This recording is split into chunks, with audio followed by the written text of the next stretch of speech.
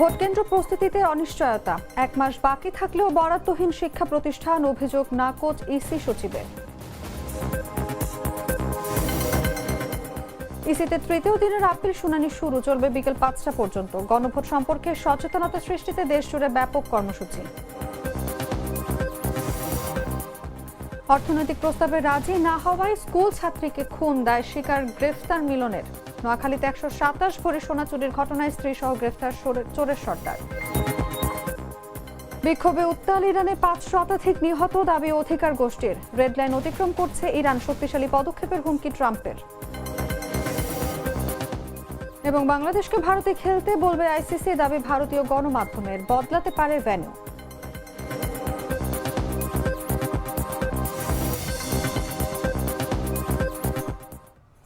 এতক্ষণ শুনছিলেন সংবাদ শিরোনাম। দর্শক, আমন্ত্রণ দুপুর 3টার সংবাদে। সঙ্গে আছি আমি অনুভা বিশ্বাস।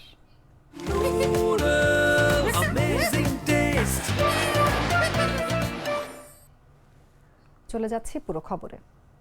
ত্রয়োদশ জাতীয় সংসদ নির্বাচন ও গণভোটের আর মাত্র 1 মাস বাকি থাকলেও ভোট কেন্দ্র প্রস্তুতিতে অনিশ্চয়তা কাটেনি। শিক্ষা প্রতিষ্ঠানগুলো কেন্দ্র হিসেবে ব্যবহারের নির্দেশনা এলেও সংস্কার ও মেরামতের জন্য কোনো সরকারি বরাদ্দ না থাকায় শিক্ষা প্রশাসনে দেখা দিয়েছে গড়িমসি ও অচলাবস্থা। বিস্তারিত জাগো ডেস্ক রিপোর্টে। ত্রয়োদশ জাতীয় সংসদ নির্বাচন ও গণভোট অনুষ্ঠিত হতে আর মাত্র 1 মাস বাকি। এবারও দেশের অধিকাংশ শিক্ষা প্রতিষ্ঠান ভোট কেন্দ্র হিসেবে ব্যবহৃত হবে। নির্বাচন কমিশন এই বিষয়ে প্রস্তুতি নিতে চিঠি দিলেও বাস্তবে শিক্ষা প্রশাসনে দেখা যাচ্ছে গড়িমসি ও অনিশ্চয়তা। মূল সংকট, ভোট কেন্দ্র প্রস্তুত করার জন্য কোনো সুস্পষ্ট সরকারি বরাদ্দের তথ্য এখনো পৌঁছায়নি সংশ্লিষ্ট দপ্তরগুলোতে। শিক্ষা প্রশাসনের কর্মকর্তারা বলছেন, বরাদ্দের নির্দেশনা না থাকায় সংস্কার, মেরামত কিংবা আনুষঙ্গিক প্রস্তুতি শুরু করা সম্ভব হয়নি। ফলে ভোটকেন্দ্র প্রস্তুতি অনেক জায়গায় কেবল কাগজে কলমে সীমাবদ্ধ। যদিও কিছু শিক্ষা প্রতিষ্ঠান নিজ উদ্যোগে সামান্য কাজ শুরু করেছে, তবে তা প্রয়োজনের তুলনায় অপ্রতুল।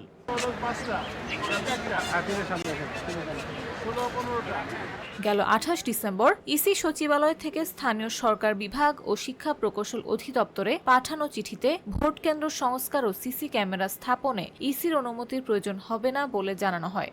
কিন্তু বাস্তবে শিক্ষা প্রকৌশল অধিদপ্তর ও এলজিইডি কর্মকর্তারা বরাদ্দ বিষয়ে কিছুই জানেন না বলে দাবি করেছেন।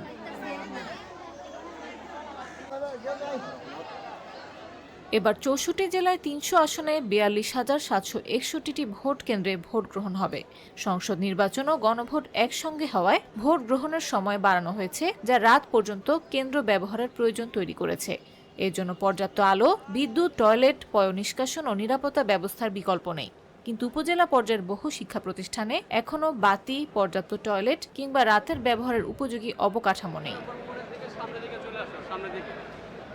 জেলা উপজেলা শিক্ষা কর্মকর্তারা জানান, কেন্দ্র হতে পারে এমন প্রতিষ্ঠানের তালিকা জমা দেয়া হলেও সংস্কার বা অর্থ বরাদ্দের কোনো নির্দেশনা তারা পাননি। এতে প্রধান শিক্ষক ও অধ্যক্ষরা চরম বেকায়দায় পড়েছেন। ইসি সচিব আক্তার আহমেদ বরাদ্দ না পাওয়ার অভিযোগ নাকচ করে বলেন, কেউ গড়িমসি করলে কমিশন ব্যবস্থা নেবে। তবে মাঠ পর্যায়ে প্রস্তুতির চিত্র ভিন্ন। সময়ের সঙ্গে সঙ্গে অনিশ্চয়তা আরও স্পষ্ট হয়ে উঠছে। নিউজ ডেস্ক, জাগো নিউজ। দর্শক, এই মুহূর্তে আমাদের সঙ্গে স্টুডিওতে উপস্থিত আছেন জাগো নিউজের স্টাফ রিপোর্টার হাসান আদিব। আপনাকে আমন্ত্রণ আমাদের আজকের আলোচনা। ধন্যবাদ।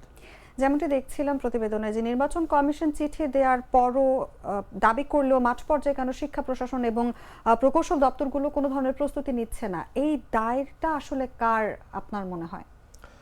আসলে আপনি জানেন যে আগামী 12ই ফেব্রুয়ারি আসন্ন ত্রয়োদশ সংসদ নির্বাচন এবং গণভোট অনুষ্ঠিত হবে। এই নির্বাচনে কিন্তু আসলে সবসময় সারা দেশের যে শিক্ষা প্রতিষ্ঠান, সেটি প্রাথমিক পর্যায় থেকে স্কুল, কলেজ, মাদ্রাসা, এই প্রতিষ্ঠানগুলো ব্যবহার করা হয়। এবারও কিন্তু 42,761টি কেন্দ্র, এই কেন্দ্রগুলোতে ভোট গ্রহণ করা হবে। এর 96% আমরা যদি বলি, অর্থাৎ 96% ভোট কেন্দ্রই শিক্ষা প্রতিষ্ঠান।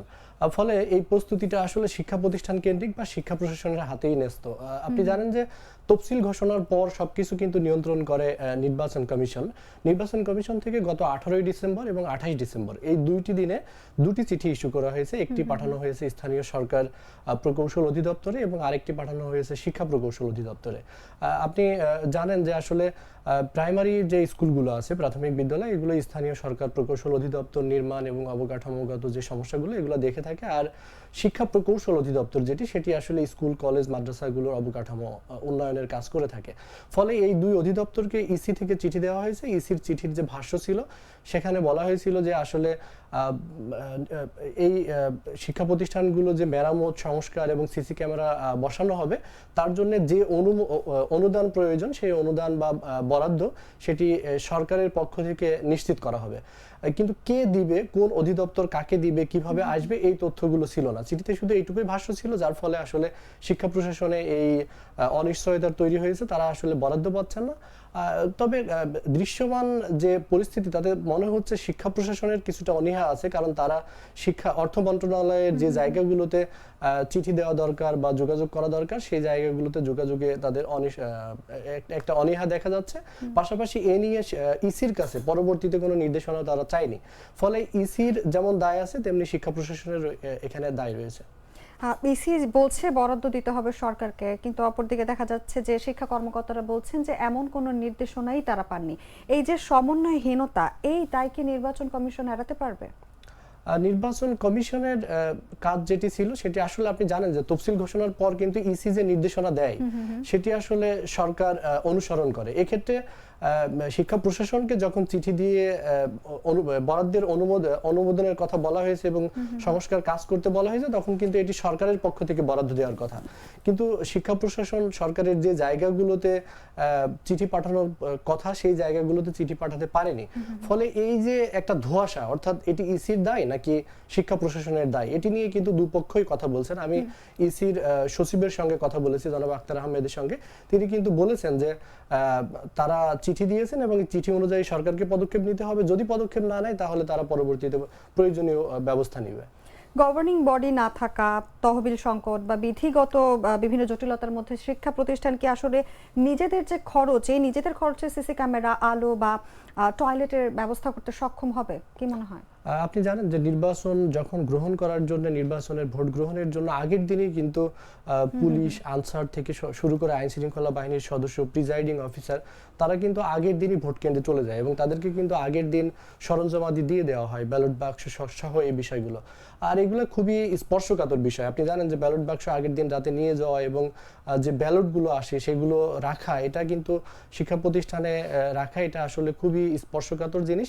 ফলে এই বিষয়গুলো নিশ্চিত করার জন্য 2 দিন একটি শিক্ষা প্রতিষ্ঠান বা ভোট কেন্দ্রে ভোট গ্রহণের যে কর্মকর্তা এবং আইন শৃঙ্খলা বাহিনীকে থাকতে হবে এবং এক একটি কেন্দ্রে কমপক্ষে 20 জনের মতো আইন শৃঙ্খলা বাহিনীর সদস্য এবং ভোট গ্রহণে নিয়োজিত কর্মকর্তা মিলিয়ে অর্থাৎ প্রায় 50 বা 60 জন করে কর্মকর্তা দায়িত্বে থাকবেন। আসলে শিক্ষা প্রতিষ্ঠানগুলোতে যে পরিবেশ, বিশেষ করে গ্রামের বা জেলা বা উপজেলা পর্যায়ের শিক্ষা প্রতিষ্ঠান, সেখানে আসলে এত সংখ্যক কর্মকর্তার রাত্রে থাকা এবং অবস্থান করার জন্য যে ধরনের বৈদ্যুতিক সরঞ্জামাদি প্রয়োজন বা পয় নিষ্কাশনের ব্যাপার, টয়লেট কিংবা গোসলখানা, এই জিনিসগুলো আসলে শিক্ষা প্রতিষ্ঠানগুলোতে থাকে না। বিশেষ করে গ্রামের শিক্ষা প্রতিষ্ঠানে নেই বললেই চলে।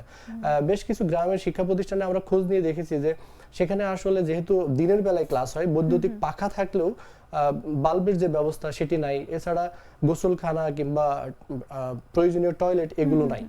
ফলে এই যে এখন যে শিক্ষা কর্মকর্তারা বাধ্য হয়ে ইসির নির্দেশনার পর কিছু শিক্ষা কর্মকর্তা চিঠি ইস্যু করছেন যে নিজস্ব তহবিল থেকে খরচ করে আসলে এইগুলো করতে হবে। আপনি জানেন যে সিসি ক্যামেরা বসানো একটি ব্যয়বহুল কাজ। এই ক্ষেত্রে শিক্ষা প্রতিষ্ঠান তাদের যে নিজস্ব তহবিল আছে সেখান থেকে যে খরচ করবে, পরবর্তীতে সরকারের পক্ষ থেকে সেটি দেওয়া হবে। যদি এমনটিও হয় তবুও কিন্তু আসলে শিক্ষা প্রতিষ্ঠানের একজন প্রধান চাইলেও এই খরচ করতে পারেন না। এখন বর্তমানে যে পরিস্থিতি চলছে সেখানে কিন্তু শিক্ষা প্রতিষ্ঠানগুলোতে কোনো গভর্নিং বডি নেই বা ম্যানেজিং কমিটি নেই।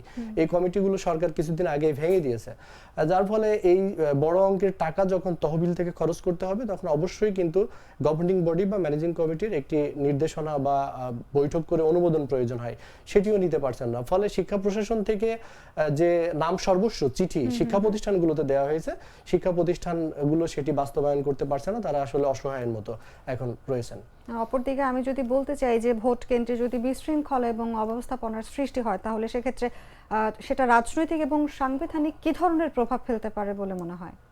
আপনি জানেন যে আমাদের বাংলাদেশে 2008 সালের পর যে নির্বাচনগুলো হয়েছে সেই নির্বাচনগুলো ব্যাপকভাবে প্রশ্নবিদ্ধ এবং কোনো সময় নির্বাচনে ভোট কারচুপি অনিয়মের ঘটনাগুলো ঘটছে।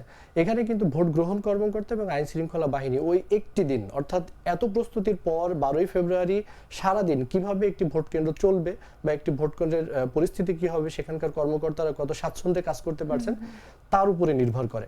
ফলে ওই দিন যদি কোনো ধরনের বিশৃঙ্খলা হয় তাহলে আপনি জানেন যে সেখানে আসলে এমন হতে পারে যে ওই দিনের সূর্যের দেখা মেলেনি, অর্থাৎ কুয়াশা আচ্ছন্ন দিন। ফলে সেখানে কিন্তু শ্রেণী কক্ষগুলোতে যেখানে বুথ হবে সেই বুথে কিন্তু আলো স্বল্পতা থাকলে ভোট গ্রহণ বা ভোটাররা গিয়ে ভোট দেওয়ার যে প্রক্রিয়া সেটি কিন্তু চরমভাবে বাধাগ্রস্ত হতে পারে। পাশাপাশি আগের দিন রাতে যখন সরঞ্জামাদি যাবে সেখানে যদি পর্যাপ্ত আলো না থাকে স্কুল এবং স্কুলের আঙিনায়, তাহলে কিন্তু ব্যালট বাক্স নেওয়া এবং এইসব নিয়ে কিন্তু এক পক্ষ আরেক পক্ষের উপর দোষারোপ করা বা আগের দিন রাতে আমরা এর আগে যেমনটি দেখেছি যে ভোট কেটে রাখার একটি প্রবণতা, সেই জিনিসগুলো নিয়ে কিন্তু সন্দেহ সংশয় বাড়তে পারে। আরো একটি বিষয় আপনি জানেন যে এবার কিন্তু ভোট গ্রহণ করা হবে 1 ঘন্টা বেশি সময় বাড়ানো হয়েছে। ফলে ভোট গ্রহণ করে ভোট গণনা করতে করতে কিন্তু রাত হয়ে যাওয়ার সম্ভাবনা রয়েছে, সেটি বলছেন কর্মকর্তারা। ফলে রাত্রে ভোট গ্রহণ করার পরে যে ব্যালটগুলো গণনা এবং অন্যান্য কাজ করতে হবে সেখানে কিন্তু বৈদ্যুতিক সরঞ্জামাদি প্রয়োজন এবং অন্যান্য সরঞ্জাম প্রয়োজন। ফলে এই প্রস্তুতি যদি ভালো না হয়, সেখানে যদি বিদ্যুতের সরবরাহ ঠিক মতো না থাকে, বৈদ্যুতিক বাতি না থাকে, তাহলে কিন্তু বড় ধরনের একটি লেজে গবরে অবস্থা তৈরি হবে।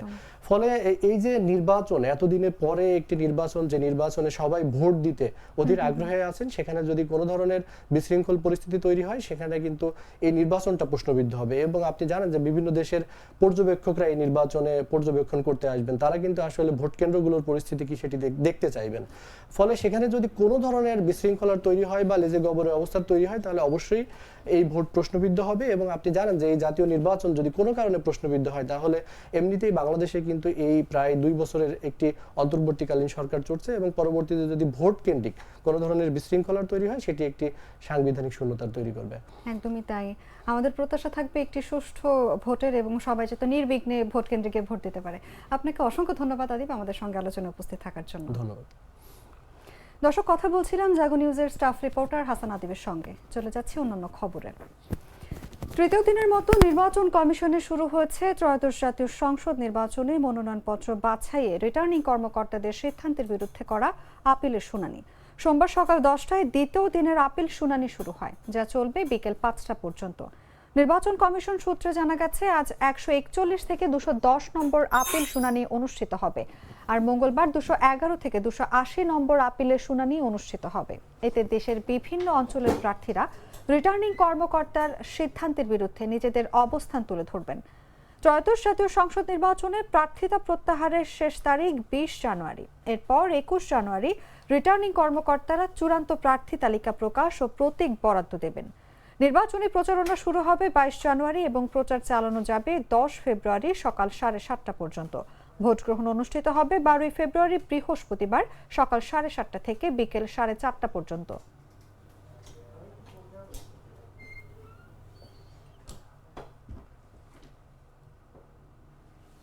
গণভোট সম্পর্কে সচেতনতা সৃষ্টিতে সরকারের পক্ষ থেকে দেশজুড়ে ব্যাপক কর্মসূচির বাস্তবায়ন চলছে। তৃণমূলে গণভোটের বিষয়ে অস্পষ্টতা দূর করার জন্য মাঠ পর্যায়ে সরকারি কর্মকর্তা, ধর্মীয় নেতৃবৃন্দ এবং বেসরকারি বিভিন্ন সংগঠনের নেতৃস্থানীয় প্রতিনিধিদের প্রশিক্ষিত করা হচ্ছে। এর অংশ হিসেবে রোববার বরিশালে পৃথকভাবে অনুষ্ঠিত হয় বিভাগীয় কর্মকর্তা সম্মেলন ও ইমাম সম্মেলন। এতে গণভোট বিষয়ে প্রশিক্ষণমূলক বক্তব্য উপস্থাপন করেন প্রধান উপদেষ্টার বিশেষ সহকারী অধ্যাপক আলী রিয়াজ এবং অপর বিশেষ সহকারী মনির হায়দার। আগামী কয়েকদিনে অন্য সব বিভাগেও একই ধরনের কর্মসূচি বাস্তবায়ন করা হবে। প্রধান উপদেষ্টার কার্যালয়ের তত্ত্বাবধানে এসব কর্মসূচিতে বিভাগ, জেলা ও উপজেলা পর্যায়ের কর্মকর্তা এবং বেসরকারি সংগঠনের প্রতিনিধিদের প্রশিক্ষণের আয়োজন করছে বিভাগীয় কমিশনারের কার্যালয় এবং ইমাম ও ধর্মীয় নেতাদের প্রশিক্ষণের আয়োজন করছে ইসলামিক ফাউন্ডেশন। 12 জানুয়ারি রাজশাহী, 14 জানুয়ারি রংপুর, 15 জানুয়ারি চট্টগ্রাম, 17 জানুয়ারি ঢাকা, 19 জানুয়ারি ময়মনসিংহ, 22 জানুয়ারি সিলেটে এবং 24 জানুয়ারি খুলনা বিভাগে বিভাগীয় পর্যায়ে ইমাম সম্মেলন ও বিভাগীয় মতবিনিময় সভা অনুষ্ঠিত হবে।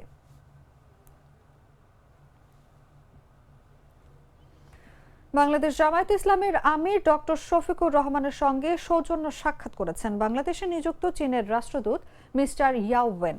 সোমবার সকাল 9টায় জামায়াত আমিরের রাজধানীর বসুন্ধরাস্থ কার্যালয়ে এই সাক্ষাৎ অনুষ্ঠিত হয়। বৈঠকে চীনের রাষ্ট্রদূত ও জামায়াত আমির দুই দেশের স্বার্থ সংশ্লিষ্ট বিভিন্ন বিষয়ে আলোচনা করেন।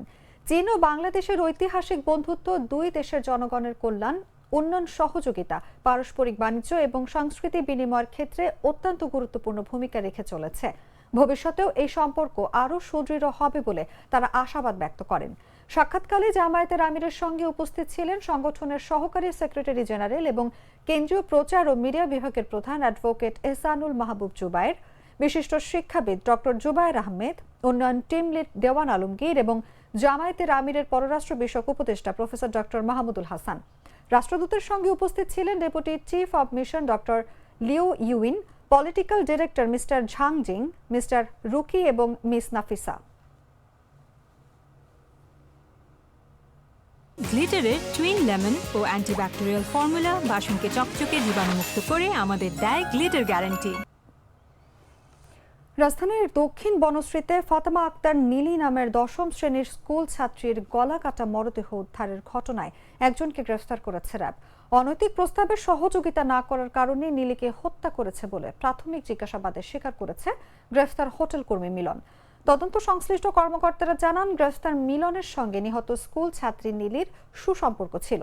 তবে এই সম্পর্কে সুবাদে সে বিভিন্ন সময় আকার ইঙ্গিতে নীলির কাছে প্রেমের বহিঃপ্রকাশ করত এবং নীলির পরিবার থেকে গ্রামের বাড়িতে গেলে মিলন নীলিকে নিয়ে পালিয়ে যাবে বলে তাকে জানায়। পরে সেই পরিকল্পনা অনুযায়ী গেল শনিবার দুপুর 2:25 দিকে বাসায় একা পেয়ে মিলন নীলিকে অনৈতিক প্রস্তাব দেয়। সেই প্রস্তাবের সহযোগিতা না করার কারণে মিলন এই হত্যাকাণ্ড ঘটায়। তবে জিজ্ঞাসাবাদ ও বিস্তর তদন্তে নৃশংস এই হত্যাকাণ্ডের প্রকৃত রহস্য বেরিয়ে আসবে বলেও জানিয়েছে তদন্ত সংশ্লিষ্ট কর্মকর্তারা। গ্রেফতার মিলন নিহত নীলির বাবার রেস্তোরাঁয় কাজ করেন। নীলি বাসায় একা ছিল, সেই সুযোগে মিলন তাকে গলা কেটে হত্যা করে।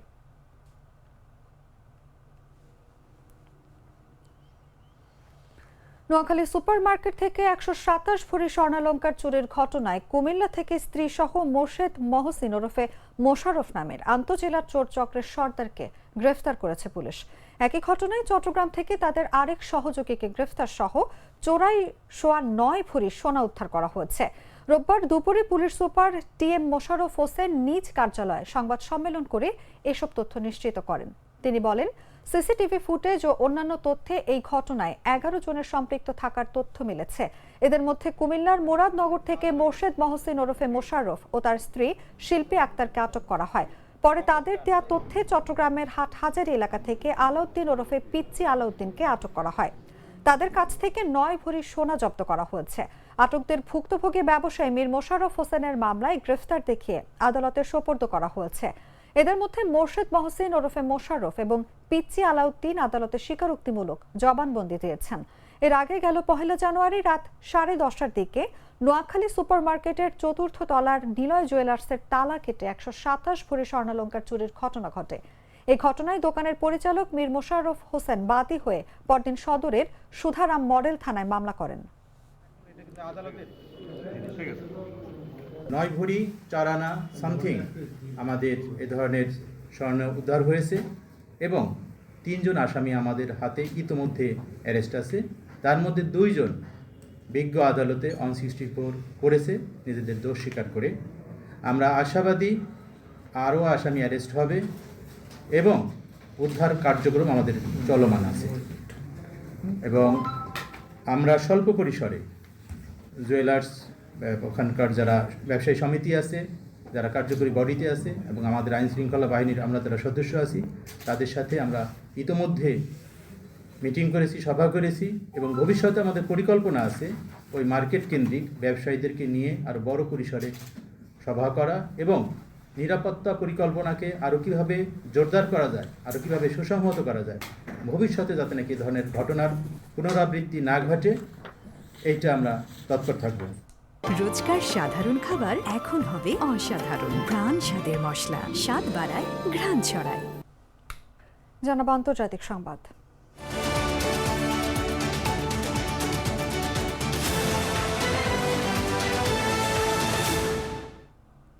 বিক্ষোভে উত্তাল ইরানে শত শত মানুষ নিহত হয়েছে। একটি অধিকার গোষ্ঠী জানিয়েছে ইরানে বিক্ষোভ সহিংসতায় ৫ শতাধিক মানুষ নিহত হয়েছেন। ইরানের ভেতরে ও বাইরের কর্মীদের কাছ থেকে পাওয়া সর্বশেষ পরিসংখ্যান অনুসারে যুক্তরাষ্ট্র ভিত্তিক অধিকার সংস্থা HRAN জানিয়েছে তারা ৪৯০ জন বিক্ষোভকারী এবং ৪৮ জন নিরাপত্তা কর্মীর মৃত্যুর বিষয়টি নিশ্চিত করেছে। ২ সপ্তাহের অস্থিরতায় ১০,০০০-এরও বেশি মানুষকে গ্রেফতার করা হয়েছে। ইরানের সরকার হতাহতের সংখ্যা নিশ্চিত করেনি এবং রয়টার্সও স্বাধীনভাবে এই সংখ্যা যাচাই করতে পারেনি। এদিকে মার্কিন প্রেসিডেন্ট ডোনাল্ড ট্রাম্প বিক্ষোভকারীদের পক্ষে অবস্থান নিয়ে ইরানে হামলার হুমকি দেওয়ার পর তেহরান মার্কিন সামরিক ঘাঁটিগুলোকে লক্ষ্যবস্তুতে পরিণত করার হুঁশিয়ারি দিয়েছেন।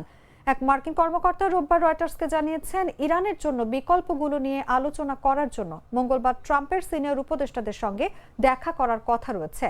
ওয়াল স্ট্রিট জার্নাল জানিয়েছে এই বিকল্পগুলোর মধ্যে রয়েছে সামরিক হামলা, গোপন সাইবার অস্ত্র ব্যবহার, নিষেধাজ্ঞাগুলো আরও বিস্তৃত করা এবং সরকার বিরোধী উৎসগুলোকে অনলাইন সহায়তা প্রদান।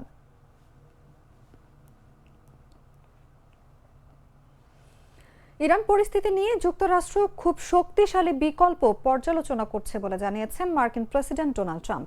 রোববার সাংবাদিকদের সঙ্গে আলাপকালে তিনি বলেছেন ইরান তার নির্ধারিত রেড লাইন অতিক্রম করা শুরু করেছে এবং এই বিষয়ে শিগগিরই সিদ্ধান্ত নেওয়া হবে। ট্রাম্প বলেন তারা রেড লাইন অতিক্রম করতে শুরু করেছে বলে মনে হচ্ছে এবং এমন কিছু মানুষ নিহত হয়েছেন যাদের নিহত হওয়ার কথা নয়। ট্রাম্প আরও জানিয়েছেন ইরানের পরিস্থিতি নিয়ে তিনি প্রতি ঘন্টায় রিপোর্ট পাচ্ছেন। যুক্তরাষ্ট্রের উপর হামলা হলে ইরানের পাল্টা পদক্ষেপের হুমকি সম্পর্কে প্রশ্ন করা হলে ট্রাম্প বলেন তারা যদি এমন কিছু করে তাহলে তাদের এমন মাত্রায় আঘাত করা হবে যা তারা আগে কখনো দেখেনি। তারা বিশ্বাসই করতে পারবে না। তার হাতে অত্যন্ত শক্তিশালী বিকল্প রয়েছে উল্লেখ করে মার্কিন প্রেসিডেন্ট বলেন তারা যদি এমন কিছু করে তবে তার মোকাবিলা হবে অত্যন্ত শক্তিশালী ক্ষমতা দিয়ে।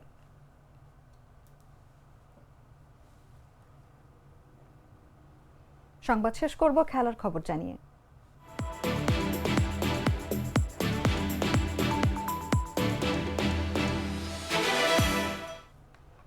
বাংলাদেশ ক্রিকেট বোর্ড বিশ্বকাপের ম্যাচগুলো ভারত থেকে সরিয়ে নেওয়ার আবেদন করলেও তা কার্যকর হওয়ার সম্ভাবনা খুবই ক্ষীণ। ভারতের গণমাধ্যমগুলোর দাবি আইসিসি বাংলাদেশকে শ্রীলঙ্কা নয় বরং ভারতেরই অন্য দুটি ভেন্যুতে খেলার প্রস্তাব দিতে যাচ্ছে। ভারতে বাংলাদেশের নাগরিকদের নিরাপত্তা নিয়ে শঙ্কা প্রকাশ করে আসন্ন টি-20 বিশ্বকাপের ম্যাচগুলো শ্রীলঙ্কায় স্থানান্তরের জন্য আইসিসিকে 2 বার চিঠি দিয়েছিল বিসিবি। তবে বিশ্ব ক্রিকেটের সর্বোচ্চ নিয়ন্ত্রক সংস্থাটি মনে করছে টুর্নামেন্ট শুরুর একদম শেষ মুহূর্তে এক দেশ থেকে অন্য দেশে ভেন্যু স্থানান্তর করা লজিস্টিক কারণে সহজ নয়। বিকল্প হিসেবে বাংলাদেশের ম্যাচগুলো চেন্নাই ও তিরুবনন্তপুরমে আয়োজনের কথা ভাবছে আইসিসি। ভারতের ক্রিকেট ভিত্তিক পোর্টাল ক্রিকবাজ জানিয়েছে বিসিবি শ্রীলঙ্কায় খেলার ব্যাপারে অনড় থাকলেও আইসিসি ভারতের ভেতরেই বিকল্প ভেন্যু খুঁজছে। ক্রিকবাজের খবরে বলা হয় ফেব্রুয়ারির প্রথম সপ্তাহে শুরু হতে যাওয়া বিশ্বকাপের আগে লজিস্টিক চ্যালেঞ্জের কারণে বাংলাদেশের অনুরোধ মানার সম্ভাবনা খুবই ক্ষীণ মনে হচ্ছে। সোমবার বাংলাদেশকে এই বিষয়ে সিদ্ধান্ত জানাতে পারে আইসিসি। জানা গেছে আইসিসি এবং টি-20 বিশ্বকাপের সহ আয়োজক বিসিসিআই এর মধ্যে তামিলনাড়ু ক্রিকেট অ্যাসোসিয়েশন এবং কেরালা ক্রিকেট অ্যাসোসিয়েশনের সঙ্গে যোগাযোগ করেছে। একই ধরনের তথ্য দিয়েছে এনডিটিভিও।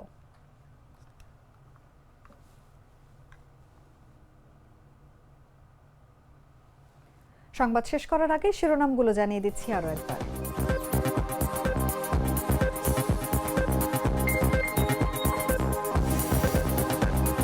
ভোটকেন্দ্র প্রস্তুতিতে অনিশ্চয়তা, 1 মাস বাকি থাকলেও বরাদ্দহীন শিক্ষা প্রতিষ্ঠান, অভিযোগ নাকচ ইসি সচিবের। ইসিতে তৃতীয় দিনের আপিল শুনানি শুরু, চলবে বিকেল 5টা পর্যন্ত। গণভোট সম্পর্কে সচেতনতা সৃষ্টিতে দেশজুড়ে ব্যাপক কর্মসূচি। অনৈতিক প্রস্তাবে রাজি না হওয়ায় স্কুল ছাত্রীকে খুন, দায় স্বীকার গ্রেফতার মিলনের। নোয়াখালীতে 127 ভরি সোনা চুরির ঘটনায় স্ত্রী সহ গ্রেফতার চোরের সর্দার। বিক্ষোভে উত্তাল ইরানে 5 শতাধিক নিহত, দাবি অধিকার গোষ্ঠীর। রেড লাইন অতিক্রম করছে ইরান, শক্তিশালী পদক্ষেপের হুমকি ট্রাম্পের। এবং বাংলাদেশকে ভারতে খেলতে বলবে আইসিসি, দাবি ভারতীয় গণমাধ্যমের। বদলাতে পারে ভেন্যু।